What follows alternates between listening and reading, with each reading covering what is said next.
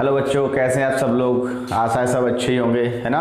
हमने जीव विज्ञान का 10th क्लास की जीव विज्ञान का फर्स्ट चैप्टर क्या कर लिया है, खत्म कर लिया है। और उसमें कुछ मैंने क्या बता दिया आपको, कुछ इंपॉर्टेंट क्वेश्चन भी बता दिए। ठीक है बेटा, उन क्वेश्चंस को बड़ा अच्छे से तैयार करना। और मैंने आपको क्या बताया था कि 10 डे है कि नहीं, हमने क्लास कब से कंटिन्यू की थी, लगभग 5 तारीख से चालू की थी। ठीक है, कुछ ही दिन में गया, यानी कि आपका जो साइंस का एग्जाम होगा ना, पेपर होगा, उससे पहले ही मैं इसको क्या कर दूंगा, पूरे पोर्शन को खत्म कर दूंगा। यानी कि आपके मार्क्स बायोलॉजी में बहुत बेस्ट आने वाले हैं। ठीक है, कृपया केवल वीडियो को क्या करते रहें, कंटिन्यू देखते रहें। ठीक है, चलिए आज चैप्टर स्टार्ट करते हैं आपका जीवों में जनन। यानी कि पहला चैप्टर आपका क्या हो गया है, कंप्लीट हो गया है। ठीक है, नया चैप्टर हम स्टार्ट करते हैं, इसका नाम क्या है, जीवों में जनन। ठीक है, चलो स्टार्ट करते हैं।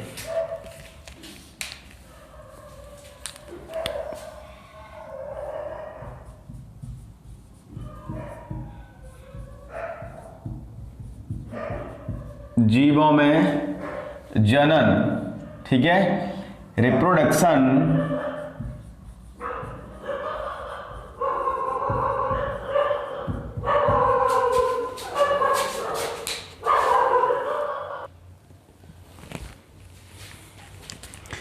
चलिए हम स्टार्ट करते हैं क्या, चैप्टर जीवों में जनन। ठीक है, यानी कि जीवों में जनन यानी रिप्रोडक्शन इन ऑर्गेनिज्म। कौन सा चैप्टर हमारा, जीवों में जनन। चलिए हम देखते हैं जनन या प्रजनन क्या होता है। ठीक है, तो प्रजनन की कंडीशन क्या है, क्या चीज होती है प्रजनन। जैसे मैं आपको बताऊं कि जहां जीवन है कि नहीं, जहां जीवन वहां जैविक क्रियाएं, और प्रजनन एक जैविक क्रिया है। क्या है, जैविक क्रिया है कि नहीं। इससे पहले हमारा पहला चैप्टर कौन सा था, जैव प्रक्रम। मैंने आपको उसमें क्या बताया था कि सजीवों में जितनी भी मेंटेनेंस क्रियाएं चलती हैं उनको हम जैव प्रक्रम बोलते हैं। समझ में आया था, यही तो बताया था। चलिए ठीक, वही है कि नहीं। तो यानी कि जहां जीव वहां प्रजनन, क्योंकि प्रजनन एक जैविक क्रिया है। अब ये क्या है, इसमें होता क्या है, समझ में आ गया। चलो देखते हैं क्या होता है। जीवों द्वारा इसको परिभाषित करें, कंडीशन इसकी क्या है, देखो, जीवों द्वारा या फिर सजीवों द्वारा संतान उत्पन्न करने के गुण को प्रजनन कहते हैं। ठीक है, यानी कि सजीवों के द्वारा जो संतान उत्पन्न करी जाएगी, यानी कि अपने जैसे ही सजीव उत्पन्न करने की क्रिया को हम क्या कहते हैं, प्रजनन या फिर जनन कहते हैं। समझ में आ गया है कि नहीं। अब हम देखते हैं कि प्रजनन कौन करता है, सभी सजीव। यहां पे क्या लिखा हुआ है, सजीव। सजीव मतलब पौधे और जंतु दोनों ही प्रजनन करेंगे। क्यों, क्योंकि पौधे भी सजीव हैं और जंतु भी सजीव हैं। ठीक है, केवल इनके जो प्रजनन करने की विधि है वो अलग अलग तरीके से होगी। समझ में आ गया। तो जितने भी सजीव हैं, सजीवों के द्वारा संतान उत्पन्न करने की क्रिया को हम क्या बोल देते हैं, प्रजनन कहते हैं। अब हम देखते हैं सजीव कौन कौन से सजीव होते हैं और कौन कौन प्रजनन करता है। तो इसमें एग्जाम्पल में हम क्या लिख देंगे, एग्जाम्पल में हम लिखेंगे जैसे, ठीक है, जैसे पेड़ पौधे, कौन से भाई, पेड़ पौधे और सूक्ष्म जीव है कि नहीं, और बड़े आकार के जीव, बड़े आकार के जीव जैसे गाय भैंस भेड़ बकरी। और सूक्ष्म जीव कौन से होते हैं बेटा, सूक्ष्म जीव, सूक्ष्म जीव यानी कि जिनको नग्न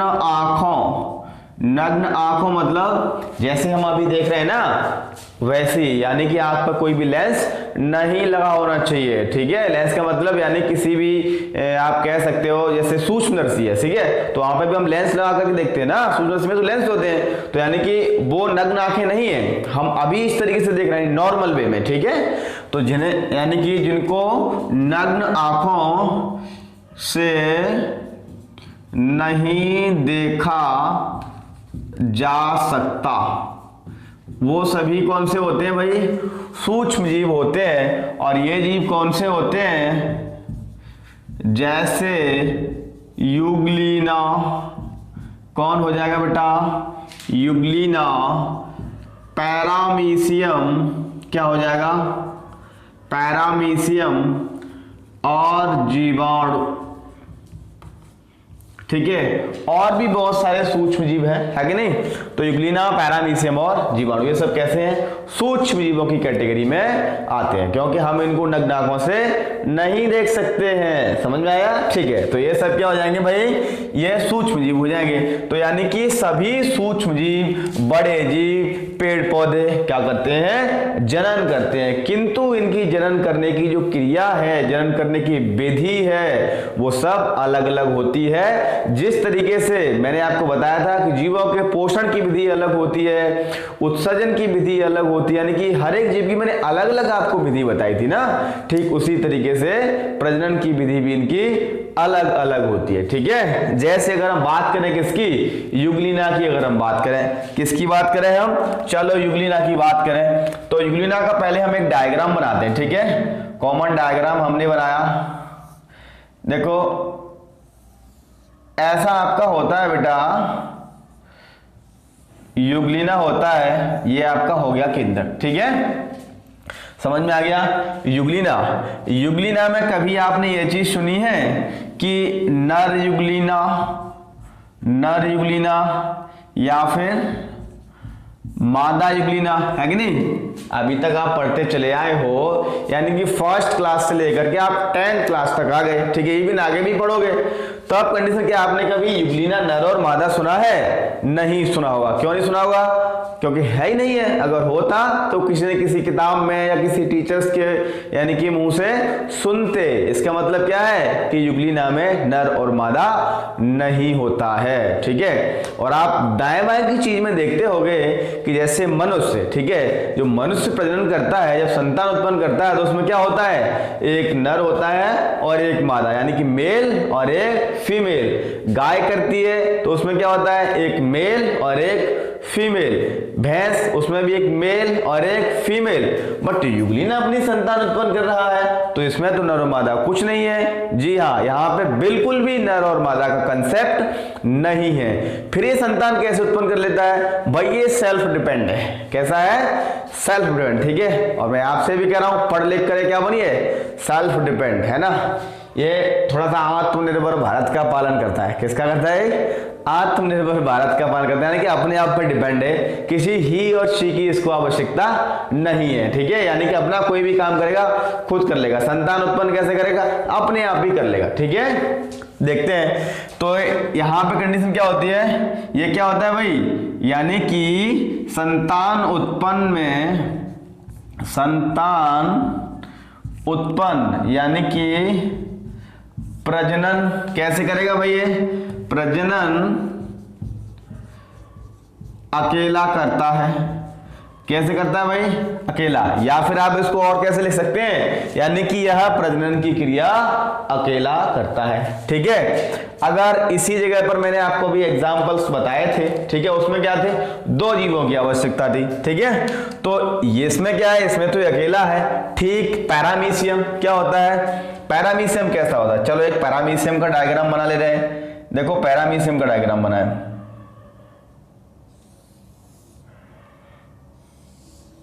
ये आपका क्या बन गया भाई, पैरामीशियम, है ना। ये पैरामीशियम बन गया भाई, ये पैरामीशियम बन गया, है ना। यहां पे इसका एक केंद्रक हो गया, इसके चारों ओर ऊपर क्या है, इसको हम बोलते हैं सीलिया। क्या बोलते हैं इनको, सीलिया बोलते हैं। तो ये पैरामीशियम का डायग्राम हो गया आपका, है ना। ये आपका केंद्रक है इसमें, है ना। ये किसका डायग्राम है, पैरामीशियम का। इसको बोलते हैं बेटा चप्पल जंतुक। क्या बोलते हैं, चप्पल जंतुक, क्योंकि ये चप्पल जैसा दिखाई देता है। यहां पे भी आपने ही और शी वाला कंसेप्ट नहीं सुना होगा, यानी कि इसमें ही और शी नहीं होता। यानी कि पैरामीशियम और युग्लिना और जीवाणु, इनमें नर और मादा का कंसेप्ट नहीं होता है, है ना, ये अपने ही आप यानी कि स्वयं ही अपनी संतान उत्पन्न करते हैं, यानी कि अकेला ही काफी है। क्या है? अकेला ही काफी है, ठीक है, सब काम करने के लिए, ठीक है। तो अब हम इसमें देखते हैं, इसका नाम क्या है भाई? स्लीपर एनिमल क्यूल मतलब चप्पल, चप्पल जंतुक। ये किसका भाई डायग्राम है? ये है यूग्लिना। किसका है भाई? यूग्लिना। तो ये जो जीव है ये क्या करते हैं? अकेले ही संतान उत्पन्न करते हैं, दोनों ही। इवन इसमें जीवाणु भी है, ठीक है, यानी जितने भी सूक्ष्म जीव हैं वो संतान उत्पन्न करने में किसी दूसरे की आवश्यकता को, यानी कि किसी दूसरे की उनको आवश्यकता नहीं होती, अकेली संतान उत्पन्न करते हैं, ठीक है। अगर हम इसमें बात करते हैं बड़े बड़े जीवों की, ठीक है, जैसे मनुष्य, उनमें संतान उत्पन्न करने के लिए 2 जीवों की आवश्यकता होती है। और अगर हम बात करें पौधे की, तो पौधे में क्या है? पौधे में भी नर और मादा का कंसेप्ट होता है, यानी कि पौधे में भी नर और मादा होते हैं, ठीक है। तो इस नर और मादा यानी कि संतान उत्पन्न करने के, यानी कि जीवों में किसी में 1 जीव है, किसी में 2 जीव है, इसके आधार पर जो प्रजनन की क्रिया है वो 2 प्रकार की है। कितने प्रकार की है? 2 प्रकार की है। 2 प्रकार की कौन कौन सी है भाई? यानी कि हम यहां पे लिख दें कि प्रजनन के प्रकार। क्या लिखते हैं भाई? प्रजनन के प्रकार या फिर जनन के प्रकार।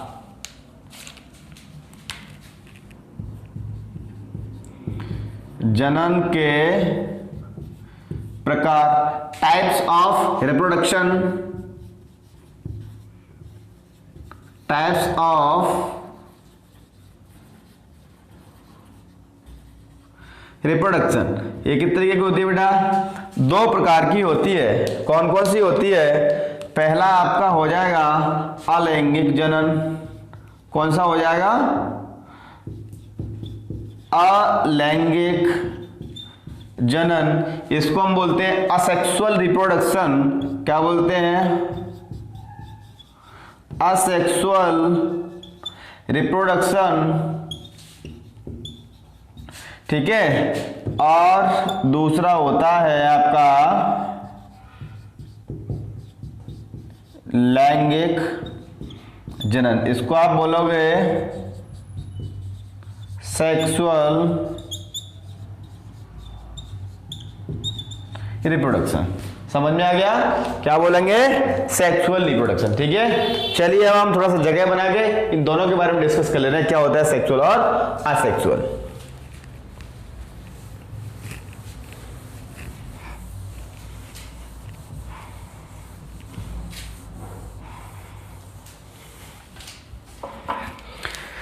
देखो इनको बड़ा इजी वे में हम डिस्कस करेंगे। यहां पे हमने लिख लिया अलैंगिक जनन। यहां पे हमने लिख लिया लैंगिक जनन, यानी कि असेक्सुअल और सेक्सुअल, ठीक है। देखो लैंगिक और अलैंगिक क्या है? अलैंगिक। अ का मतलब नहीं, इससे मालूम होता है इसमें लैंगिक भिन्नता नहीं है। लैंगिक भिन्नता का मतलब नर और मादा नहीं है, ठीक है कि नहीं? ये कंडीशन रहती है इसमें। तो इसमें हम क्या लिखेंगे? इसमें लैंगिक भिन्नता नहीं पाई जाती, यानी कि अलैंगिक जनन होगा उसमें लैंगिक भिन्नता नहीं होगी, यानी कि नर और मादा जीव संतान उत्पन्न करने में भाग नहीं लेंगे। अगर लैंगिक भिन्नता होती तो क्या होता? नर और मादा जीव होते। समझ गए? हाँ, ठीक है। तो इसमें कंडीशन क्या होगी? लैंगिक भिन्नता पाई जाती है, लैंगिक भिन्नता पाई जाती है। लैंगिक भिन्नता मतलब ही एंड शी। यहां की कंडीशन क्या है? ही एंड सी। यहां पे क्या है भाई? प्रेजेंट यानी कि नर या मादा। ही का मतलब नर और शी का मतलब मादा। तो ही एंड शी यहाँ पे क्या है, प्रेजेंट है, ठीक है। यहाँ पर क्या है भाई, ही और सी क्या है यहाँ पे, एब्सेंट है। समझ में आ गया, ठीक है। इससे मालूम हो जाएगा आपको कि सीधी बात है, लैंगिक जनन होगा उसमें दो जीव भाग लेंगे। तो यहां पे हम क्या लिखेंगे भाई, इसमें क्या करेंगे भाई, इसमें कितने जीव भाग लेते हैं, दो जीव भाग लेते हैं। कितने जीव भाग लेंगे बेटा, दो जीव। इसमें कितने जीव भाग लेंगे, यानी कि केवल एक ही जीव भाग लेता है। संतान उत्पन्न में कौन सा बाल गया, केवल एक ही जीव के द्वारा संतान बना दी जाएगी। समझ में आ गया। इसमें क्या होगा भाई, दो जीवों के द्वारा संतान बना दी जाएगी। अगली और कंडीशन इसमें देखते हैं। देखो बेटा, हमेशा जो आपके अंदर क्या है, दो जीवों के गुण हैं, आपके मदर के और आपके फादर के, यानी कि आपके माता और आपके पिता के, ठीक है, दोनों के हैं ना गुण। हमारे अंदर भी है, हमारे मदर और फादर के। ठीक ऐसे ही जहां भी आप यानी कि मनुष्य को देखोगे तो उसमें मदर और फादर यानी किसी न किसी का तो बेटा या फिर बेटी होगी, यानी कि उसमें क्या है, दो जीवों के गुण होंगे। तो क्या होगा, इसका मतलब उसमें दो जीव मिले हैं, ठीक है, क्या है, दो जीव मिले हैं, क्या हुए हैं, दो जीव मिले हैं। तो आपने क्या, एक यानी कि सेल वाले चैप्टर में क्लास 9th में आपने पढ़ा होगा, युग्मक नाम की एक चीज बनी होगी, ठीक है। तो युग्मक कहते हैं किसको, एक कोश की सेल को कहते हैं। क्या बोलते हैं, एक कोश की, है ना, एक कोश की सेल होती है वो युग्मक। उसमें गुणसूत्रों की संख्या बेटा कितनी होती है, आधी होती है। कितनी होती है, आधी। तो इसमें युग्मक क्या होगा, बनेगा, क्योंकि नर और मादा के तो नर युग्मक और मादा युग्मक। तो यहाँ पे युग्मक बनते हैं। तो हम यहाँ पे लिख देंगे, यानी कि इसमें युग्मकों का निर्माण होता है। इसमें युग्मक, अब युग्मक बेटा कौन कौन से होते हैं, नर युग्मक, नर युग्मक का बेटा नाम होता है स्पर्म। क्या नाम होता है, स्पर्म, या फिर हम इसको हिंदी में बोलते हैं शुक्राणु, स्पर्म। और मादा युग्मक, क्या,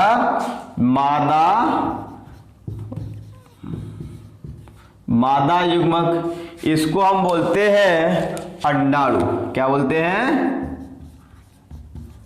अंडाणु, यानी कि ओवम। क्या बोलते हैं, ओवम। ये दोनों क्या हो जाएंगे बेटा, ये मिल जाएंगे, ठीक है, क्या होंगे, मिल जाएंगे। अब युग्मक में बेटा गुणसूत्र कितने होते हैं, यानी कि मात्र कोशिका के आधे, यानी कि हम बोल सकते हैं n, ठीक है। एक पूरी कोशिका को हम किससे दर्शाते हैं, 2n से। एक पूरी कोशिका के गुणसूत्रों की संख्या को हम 2n से दर्शाते हैं। किससे दर्शाते हैं, 2n, ठीक है। अभी बताऊंगा n और 2n का और भी कंसेप्ट। यहां की कंडीशन क्या है, इसमें युग्मकों का निर्माण नहीं होता है। तो इसमें हम क्या लिखेंगे, इसमें युग्मक नहीं बनते हैं। इसमें क्या होगा भाई, इसमें युग्मक नहीं बनेंगे, ठीक है कि नहीं। और जब इससे जो संतान उत्पन्न होगी, किससे भाई, लैंगिक वाले से, इससे संतान बिल्कुल माता पिता के समान नहीं हो सकती है। अपने दाएं बाएं में इस चीज का प्रैक्टिकल करना है, ठीक है, नहीं तो खुद भी प्रैक्टिकल कर लेना, ठीक है। कहीं हम माँ बाप के एकदम बिल्कुल समान नहीं है, ठीक है, थोड़ा बहुत अंतर है। क्यों, क्योंकि हम दो जीवों के मिलने से बने हैं, तो दोनों का मिक्सअप है। क्या है, मिक्सअप है, ठीक है। यहां की कंडीशन क्या है, एक ही जीव से बना है तो उसमें मिक्सअप नहीं है। क्या है, मिक्सअप नहीं होगा। क्यों नहीं होगा, क्योंकि वो एक ही जीव से बना है ना, ठीक है। तो वो एक जीव से बनेगा तो एक जैसे ही गुण होंगे, और जब दो जीवों से बनेगा तो दो जीवों के गुण होंगे। दो जीवों के गुण का मतलब दोनों के मिक्स होंगे। क्लियर है, ठीक है। तो इसमें क्या होगा भाई, यानी कि इससे उत्पन्न संतान, किससे, लैंगिक जनन से, इससे उत्पन्न संतान किसके भाई, यानी कि माता और पिता के बिल्कुल, माता और पिता के बिल्कुल समान नहीं होती है, यानी कि पेरेंट्स के बिल्कुल समान नहीं होगी। किसकी? लैंगिक वाले की। अब हम देखते हैं अलैंगिक की। अलैंगिक की कंडीशन क्या है? यानी कि इससे उत्पन्न संतान, इससे उत्पन्न संतान क्या है भाई? यानी कि माता पिता, माता पिता, या फिर हम इसको कह लें पैतृक जीव। पैतृक जीव मतलब जिससे उत्पन्न हुआ है, पैतृक जीव के समान होगी। जैसे एग्जांपल हम ले लें, जैसे हमारे पास क्या है, मान लिया ये हमारे पास क्या है भाई, ये क्या है? अमीबा है, और इसको मैंने यहां से काट दिया तो इससे अमीबा बन गए 2। कितना ही बन गए? 2। तो ऐसा तो ये भी टेढ़ा मेढ़ा सा बन जाएगा और ये भी टेढ़ा मेढ़ा सा बन जाएगा। अब देखो ना, तो इसकी शक्ल सही और ना इसकी शक्ल सही, ठीक है। ये थोड़े से अट्रैक्टिव होते हैं। कैसे होते हैं? अट्रैक्टिव। समझ में आ गया? तो ये कंडीशन रहती है किसकी? लैंगिक और अलैंगिक की। क्लियर हो गया लैंगिक और अलैंगिक। चलते अब हम डिस्कस करते हैं इसका, मैंने आपको बताया था गैमीट का। क्या बताया था? गैमीट। गैमीट क्या होता है? चलो देख ले रहे हैं।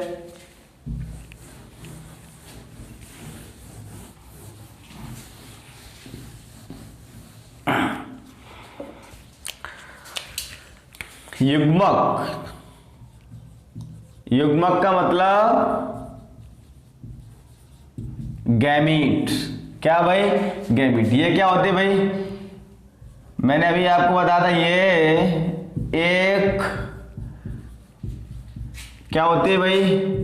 कोशिका होती है। क्या होती है भाई? कोशिका होती है जिसमें गुणसूत्रों की संख्या, क्या? गुणसूत्रों की संख्या n होती है। कितनी होती है? n होती है। n का मतलब अर्थात ये अगुणित होती है। कैसी होती है? यानी कि अर्थात ये अगुणित होती है। कैसी होती है?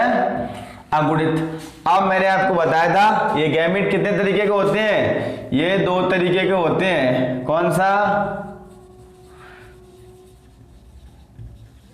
मेल गैमीट मतलब नर युग्मक, ठीक है, और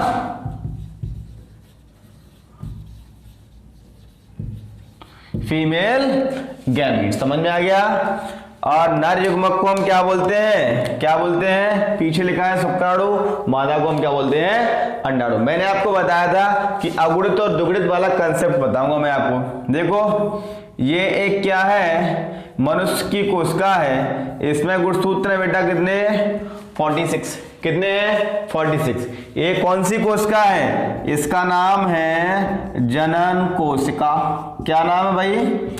जनन। ये कहां पाई जा रही है? जनन अंगों में। कहां पर? जनन अंगों में। यानी कि ऐसे अंग जो क्या करते हैं? संतान उत्पन्न करते हैं, उनको हम जनन अंग कहते हैं, ठीक है। तो यानी कि जनन अंगों में जो कोशिका मिलती है उसमें उसका नाम क्या होता है? जनन कोशिका होता है। उसमें गुणसूत्र कितने होते हैं? 46 गुणसूत्र होते हैं। इसमें बेटा होगा विभाजन, क्योंकि हर एक कोशिका अपना नंबर बढ़ाएगी। क्या करेगी? नंबर बढ़ाएगी। तो इसमें विभाजन हुआ तो इससे बेटा कोशिकाएं बनी 4। कौन सी? कितनी कोशिकाएं बनी? 4।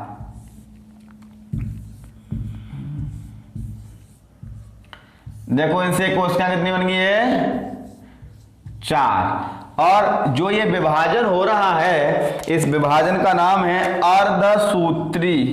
क्या? अर्धसूत्री विभाजन। इसमें गुणसूत्र कितने थे? 46। और इससे जो 4 कोशिकाएं बनी है, इसमें प्रत्येक में गुणसूत्र कितने हैं? 23। कितने हैं? 23। और जो 46 गुणसूत्र, यानी कि एक कोशिका में जितने गुणसूत्र होते हैं ठीक है, उस पूरी कोशिका को हम बोलते हैं द्विगुणित यानी कि 2n। तो 46 का मतलब क्या होता है, 46 का मतलब हम 2n कह सकते हैं। इसको क्या कहते हैं हम, द्विगुणित। क्या बोलते हैं, द्विगुणित। द्विगुणित का मतलब होता है बेटा 2 गुणों वाली। क्या मतलब होता है बेटा, 2 गुणों वाली। ठीक है, यानी कि इसमें दोनों गुण हैं, 2 गुणों वाली। आप इसको ऐसे समझ सकते हो, ठीक है, 2 गुणों वाली। अब इसमें क्या है, अब यहां से क्या हो गया ये, यानी कि द्विगुणित कोशिका है। द्विगुणित मतलब इसमें गुणसूत्रों की संख्या कितनी है, 2n, यानी कि पूरे गुणसूत्र। अब यहां से गुणसूत्र ये, इसमें अब इसको हम कह सकते हैं क्या, n। क्या कह सकते हैं, n। क्या कहते, तो हम इसको बोलेंगे अगुणित। क्या बोलते हैं, अगुणित। ठीक है, तो जब 2 अगुणित कोशिकाएं मिलेंगी, ठीक है, अब जैसे मदर की भी अगुणित कोशिका मिलेगी, तो यानी कि मदर की अगुणित कोशिका कहां पर होगी, अंडाणु में। कहां पर होगी, अंडाणु में। तो n प्लस n, ये वाली n किसकी हो गई, मान लिया अंडाणु की है।